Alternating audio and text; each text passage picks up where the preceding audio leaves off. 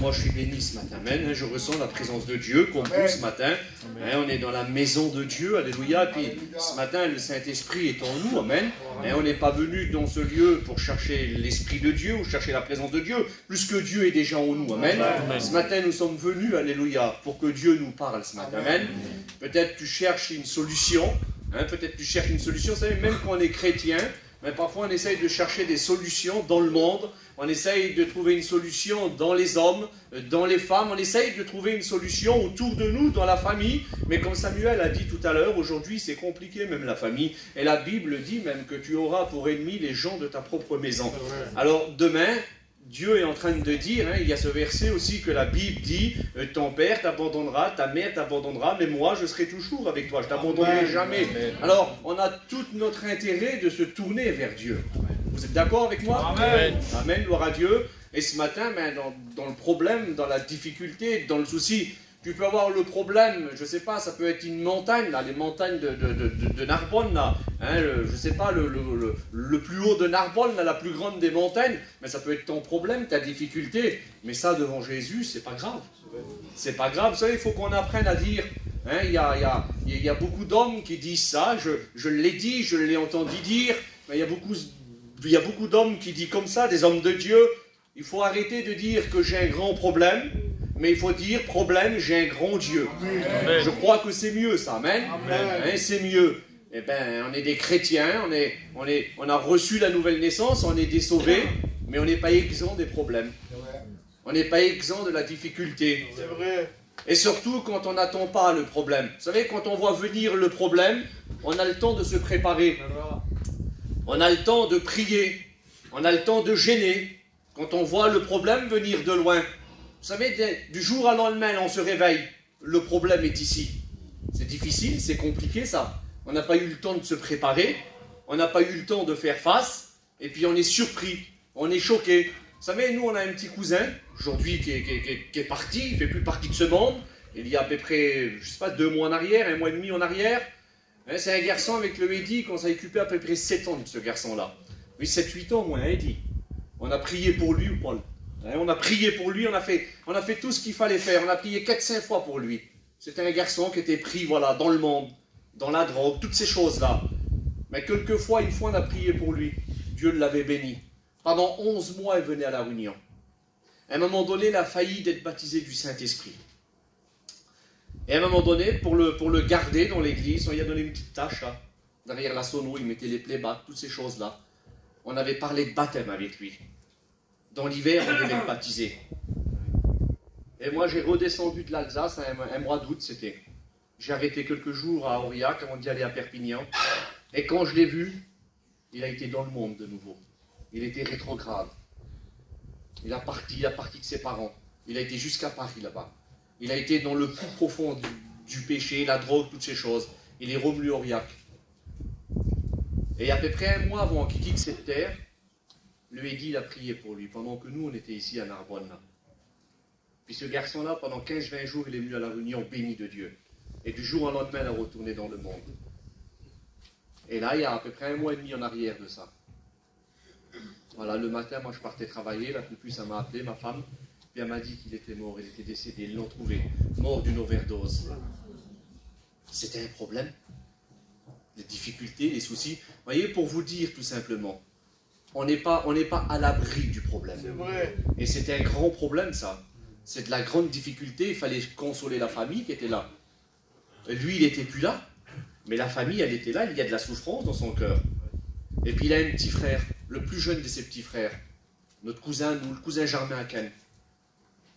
Il n'y a même pas 1 an qu'il est baptisé. Mais il faut le soulager. Il faut être avec lui, dans la prière, dans le soutien. Et quand vous aurez un petit moment, vous, il s'appelle Willy, quand vous avez un petit moment, priez pour lui. Amen. Priez que Dieu le bénisse. C'est un jeune chrétien, un jeune converti, mais il aime Dieu. Alors je vous dis ça pourquoi? C'est que ça peut arriver à n'importe qui d'entre nous là. Ça peut arriver à n'importe qui. Et là, on n'est pas à l'abri de ça. On n'a pas eu le temps de se préparer. Il faut qu'on assume. Et il faut qu'on avance dans les choses de Dieu. Alors c'est pour ça que ce matin, j'aimerais vous parler dans la Bible, une famille qu'à passer par un grand problème. Mais dans le grand problème, dans la grande difficulté, Jésus est là. Il est l'homme de la solution. Gloire à Dieu. Alléluia, amen. Alors je vais prier le Seigneur, on va fermer les yeux. Je vais demander à Paco de prier le Seigneur pour moi et de prier le Seigneur pour vous. Alléluia. Vas-y Paco. Seigneur, je te prie et je t'adore, Seigneur Dieu. Oui, Jésus. Je lève ton nom, ta puissance Oui, et ta pardon, majesté. Amen. Nous voulons voir les Soura, trois personnes de la Bakaya, divinité se manifester au milieu de nous. Alléluia. La seule gloire de ton nom, Fils de Dieu. Oh, je lève, Seigneur Oui, Dieu, Jésus. je te représente ton serviteur, Seigneur Dieu, que tu as choisi. Oh oui, mon roi des rois, Oui, remplis Seigneur sa Dieu. bouche du Saint-Esprit, Oh, rallume-le par Bakaya, une puissance, une autorité. Alléluia.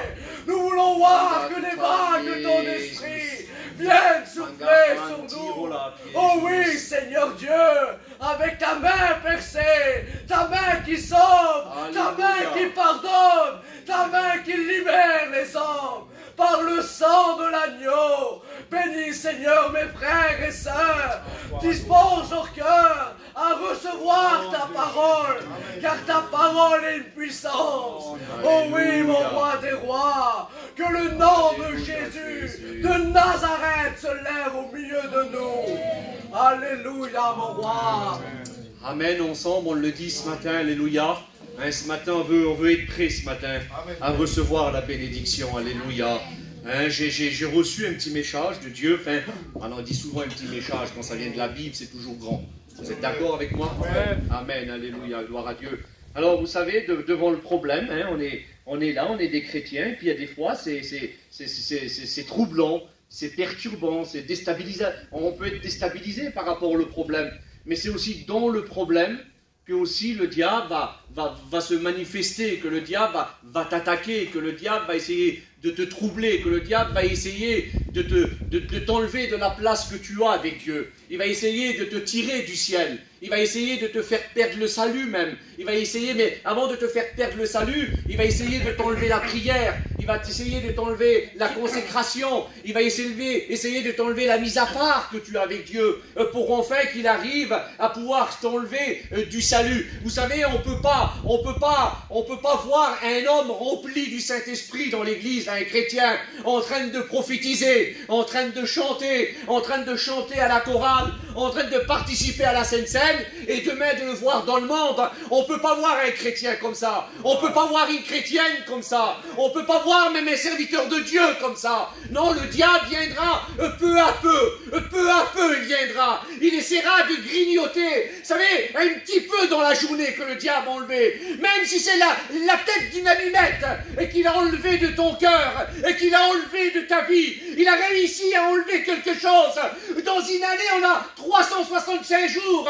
Et si chaque jour, Dieu vient enlever dans ta vie chrétienne quelque chose de spirituel, et pas plus grand qu'une tête d'une allumette, mais si chaque jour il le fait, et ça fait 365 fois dans l'année, alors au bout de l'année, ça sera quelque chose d'assez grand qu'il a enlevé par de ta vie, et quelque chose d'important. Alors, parfois, quand c'est petit, on s'aperçoit pas parce que, et c'est pas gênant ça, c'est pas gênant, alors, il va pas venir avec quelque chose de grand et de fort, il viendra avec quelque chose de petit pour déposer quelque chose de grand et de fort dans ton cœur. Alors, c'est pour ça que ce matin, nous sommes des hommes, vous êtes des femmes de Dieu, alléluia. Et ce matin, nous devons être vigilants plus que jamais. Nous devons garder, protéger ce que Dieu nous a donné, alléluia. Alors, un jour, à Béthanie, il y a un problème, hein, pas loin de Jérusalem.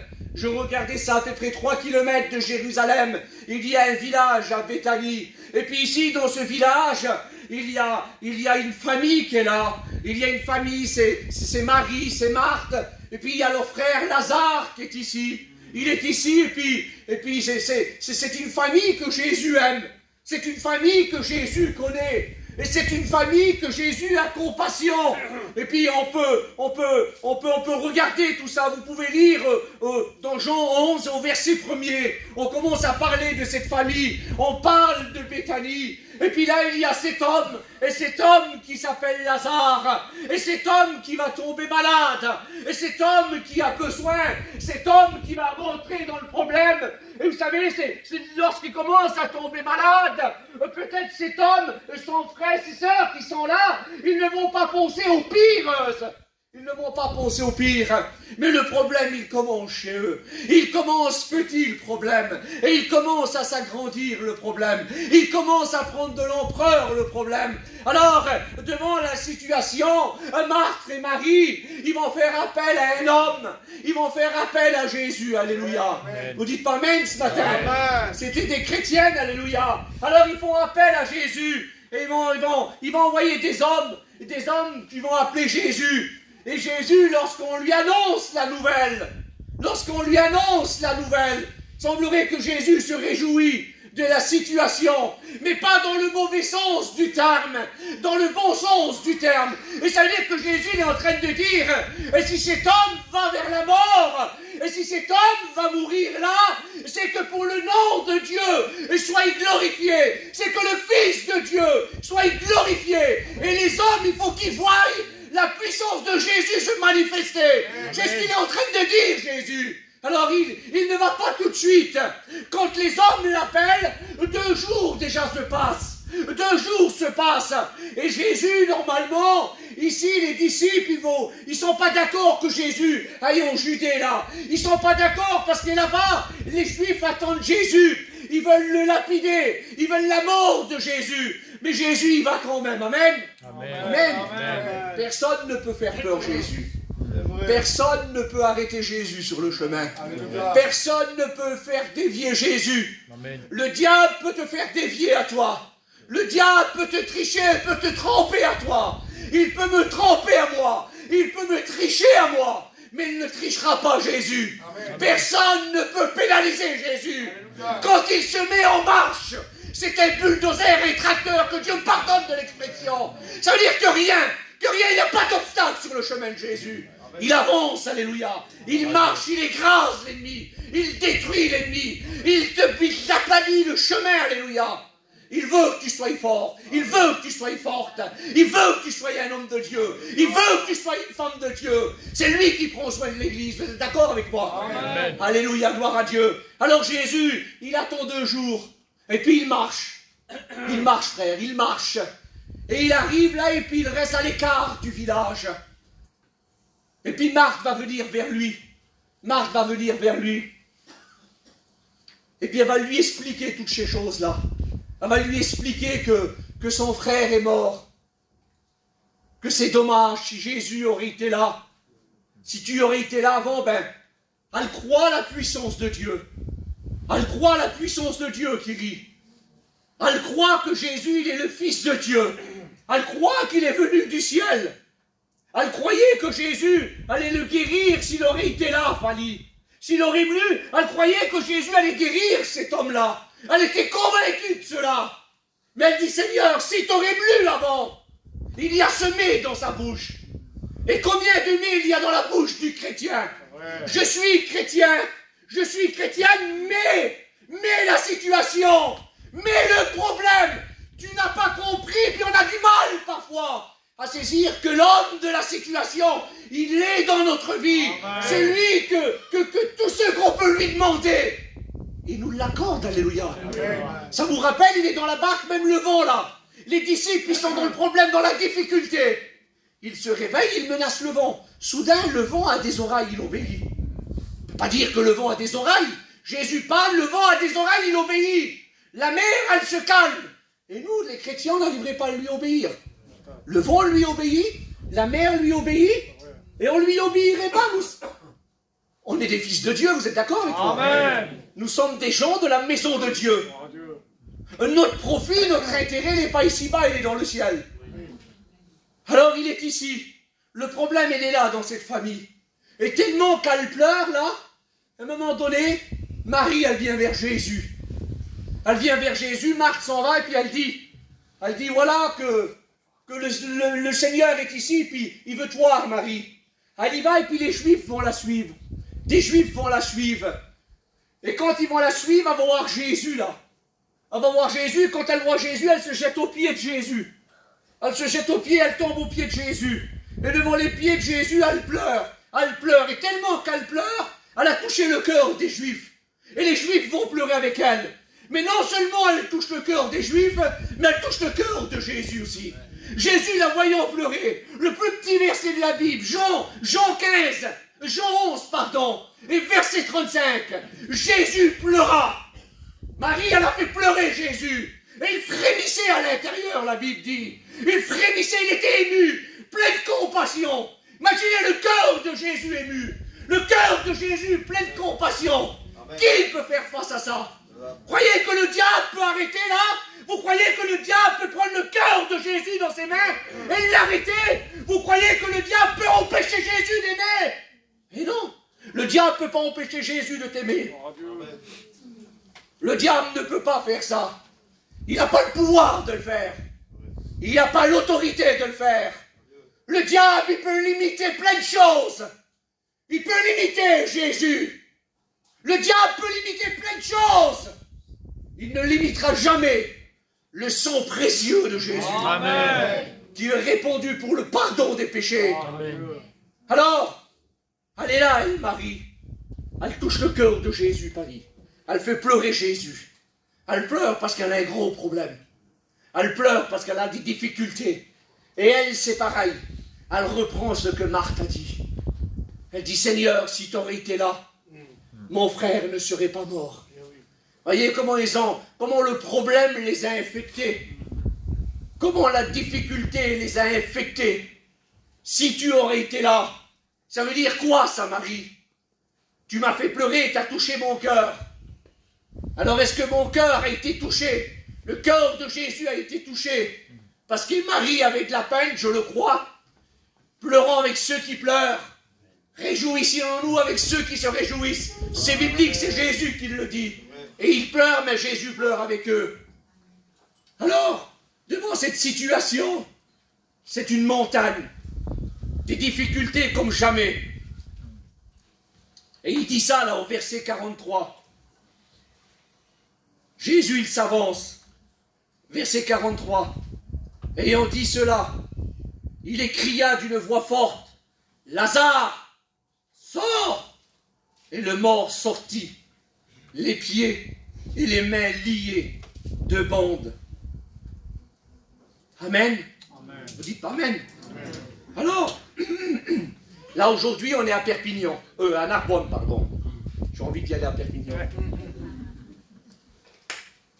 On est à Narbonne. Jésus d'abord là, il se met là et il prie. Il prie son Père qui est dans les cieux. Il dit, Père, merci. Merci de m'avoir exaucé. Il dit, je prie pas. Je demande pas et je dis pas ça pour moi, merci de m'avoir exaucé. Il dit, je prie pour ceux qui m'entourent, qu'ils entendent. Amen. Que je suis bien envoyé de toi. C'est bien faire les choses, Jésus. Hein? Il fait les choses dans l'ordre. Alors il prie, j'imagine. J'imagine comme il prie. Il voit Marthe dans la souffrance. Il voit Marie, Samuel, dans la souffrance.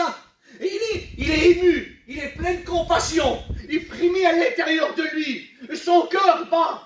Il est pressé, il est pressé. Il tarde à devenir là, devant le tombeau qui est là. Il était dans une grotte là. Et puis devant, il y avait une grosse pierre qui était roulée. Jésus dit, enlevez la pierre.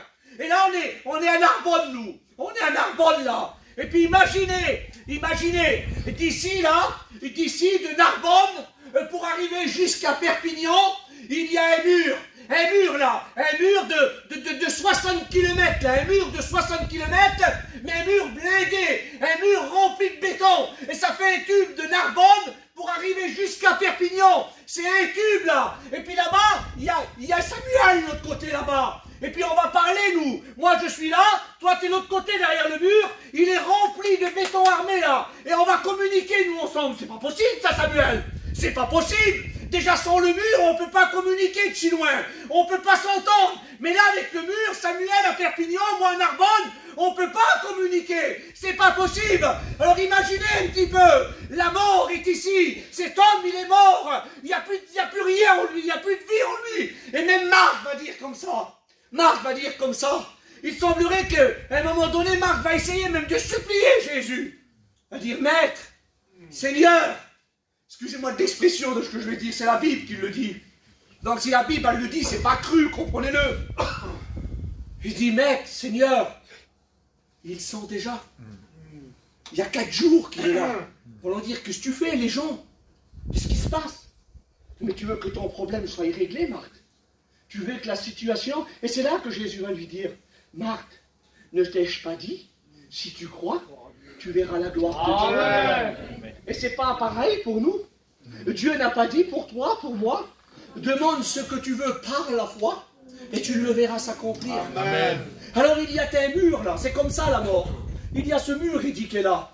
Et quand Jésus il dit d'une voix forte, je ne sais pas, j'imagine, on n'est pas là-bas, mais j'imagine, l'autorité, Samuel, l'autorité, et il dit d'une voix forte, avec une autorité, avec sévérité, il est Dieu, il obéit, il ordonne à la mort de délier ce mort, il ordonne à la mort de le laisser tranquille, il ordonne à la mort de s'enfuir, et ce mur qui est ici, il ne peut pas empêcher la voix de Dieu venir jusqu'aux oreilles du mort qui est là.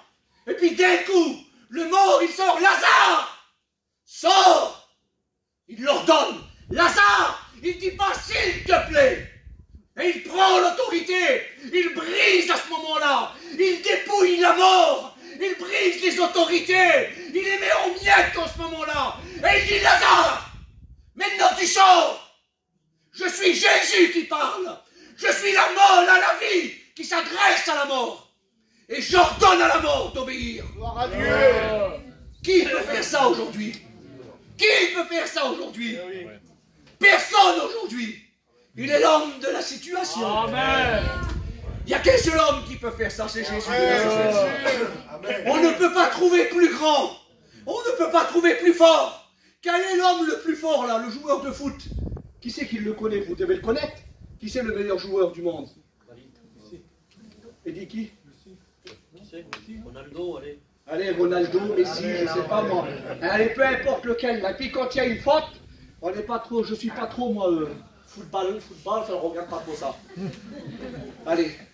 Mais quand il y a une faute, on a vu un petit peu pour les Coupes du Monde. Toutes les équipes là se mettent là. Pour empêcher que le ballon rentre dans la petite cage. Et ils empêchent, c'est le meilleur joueur de l'équipe. Le meilleur joueur de l'équipe, le capitaine de l'équipe, c'est lui qui va tirer. Le tir au but, là, c'est lui qui va le faire. Parce qu'il est meilleur que toute l'équipe. C'est comme ça que ça marche. Il est meilleur que toute l'équipe. Et là, il y a toutes ces personnes qui nous représentent ici, là, la puissance des ténèbres. Qui nous représentent des démons qui est là. Qui nous représentent la difficulté. Qui nous représentent le souci qui est là. Et celui qui veut tirer au but, là, c'est celui qui veut délivrer, là. C'est celui qui veut délivrer, c'est celui qui veut délier, c'est celui qui veut remporter la victoire, c'est celui qui veut marquer. Alors on va mettre le meilleur des hommes là.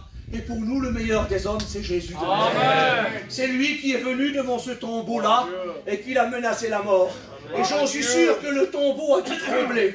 J'en suis sûr là que dans les cieux, on a écouté la voix de Dieu. Que le royaume des ténèbres, le monde des ténèbres, que le royaume, la puissance des ténèbres a écouté la voix de Jésus. J'en suis sûr qu'à 3 kilomètres là, à 3 kilomètres se trouvait Jérusalem.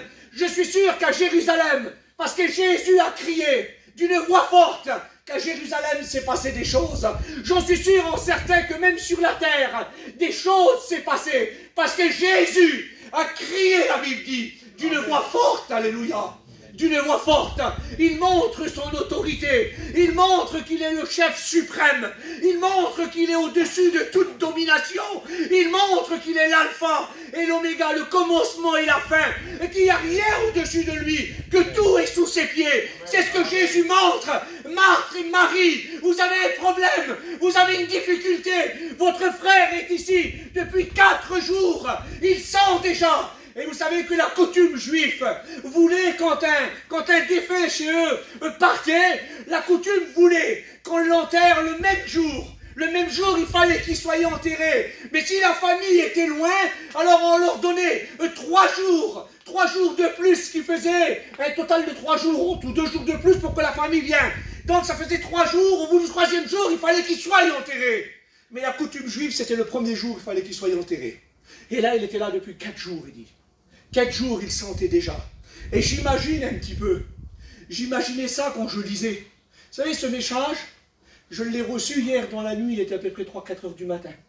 J'avais reçu ce message-là. Et ce matin, je regardais encore. Et je pensais là-dessus. Je disais, Seigneur, il était là. Donc les tissus sur lui, là, la peau, les veines à l'intérieur, le cœur, excusez-moi de l'expression, je ne veux pas être plus que son nez, mais pour vous montrer la puissance et l'autorité de Jésus.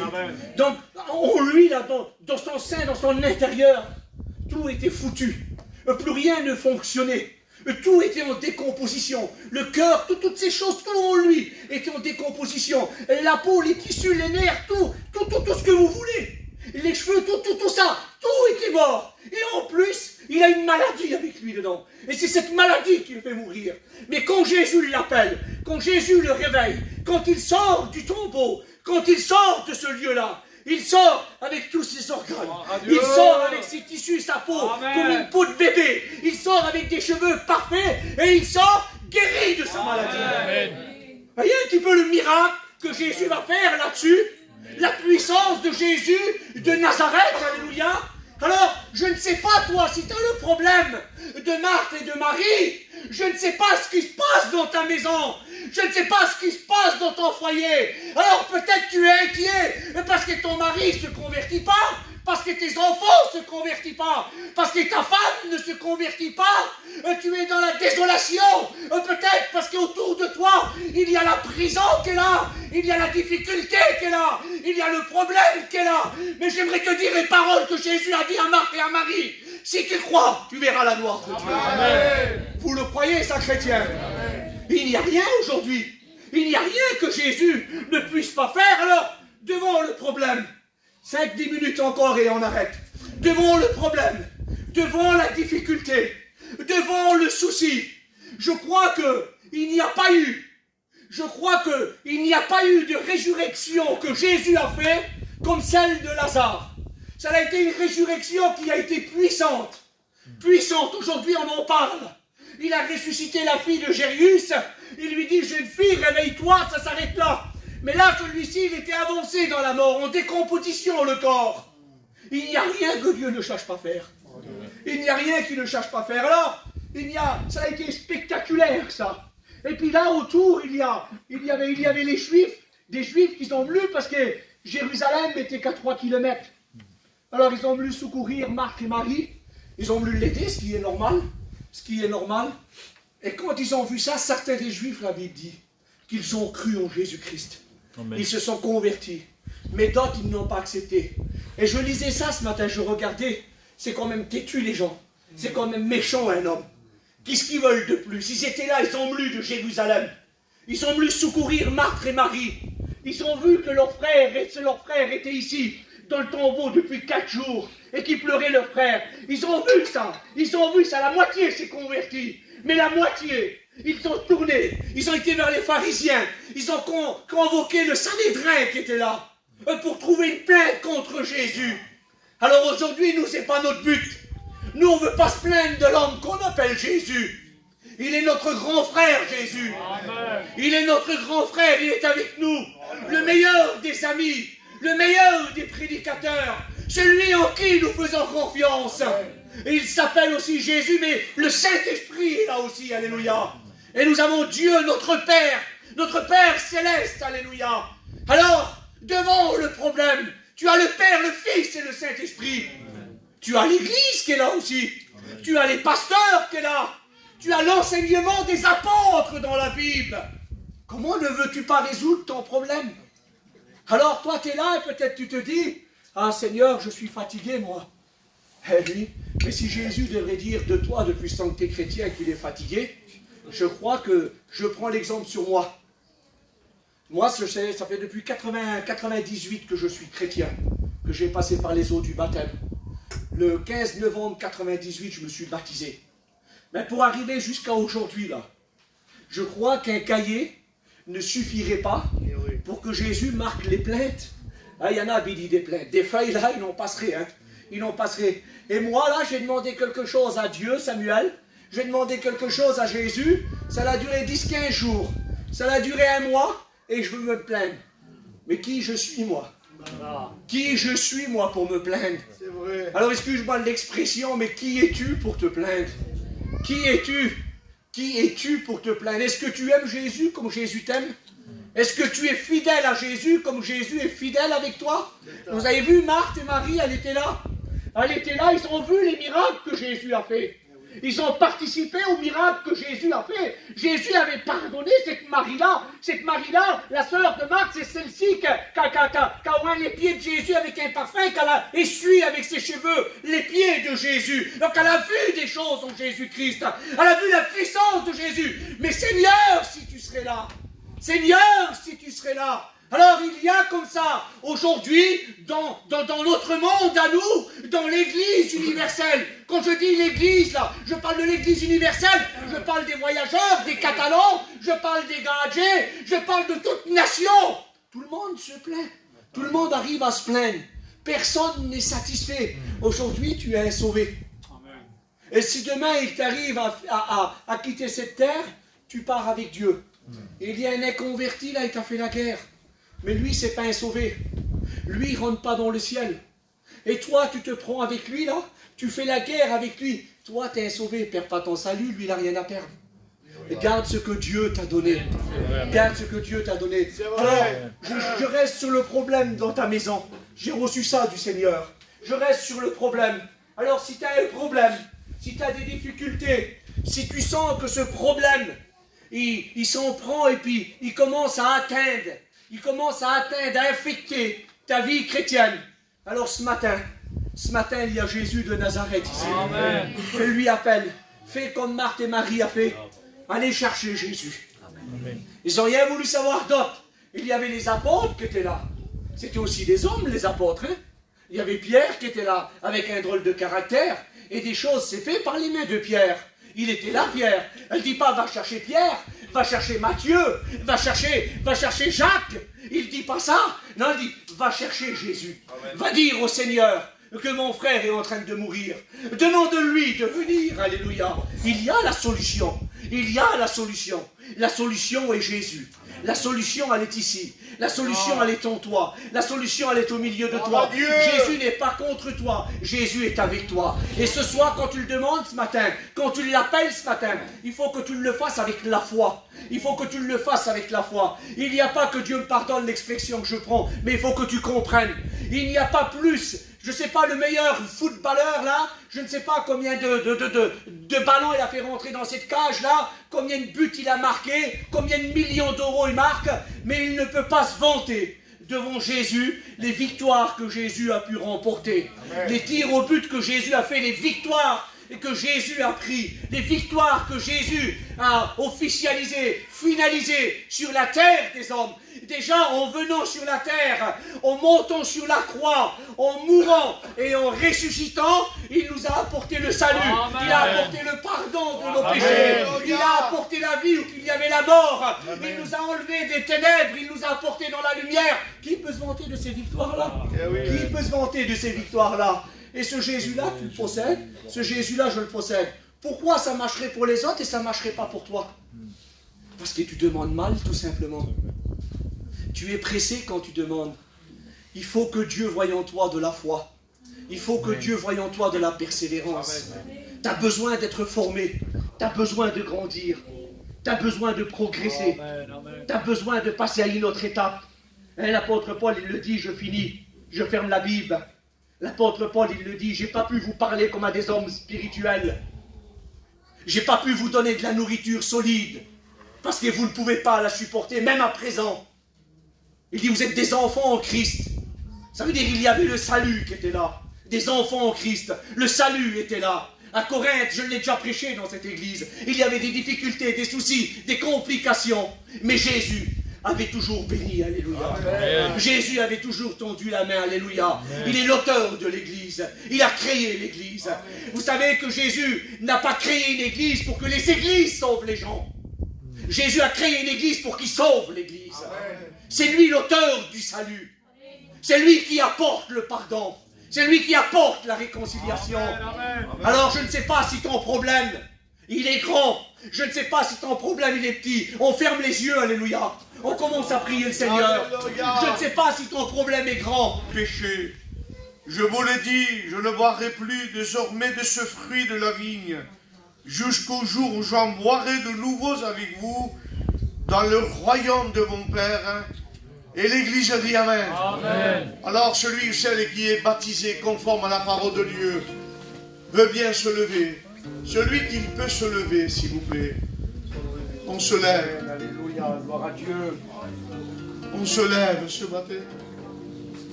Ne te condamne pas ce matin. Demande-lui pardon. C'est vrai, Seigneur, que je ne mérite pas, mais parce que tu es notre Dieu, tu es notre Père, tu nous accordes de ton esprit. Mesdames, alors petit, s'il veut bien commencer dans la prière. Merci, mon Dieu, pour ce que tu as pu parler, Seigneur, dans nos cœurs, Seigneur Jésus.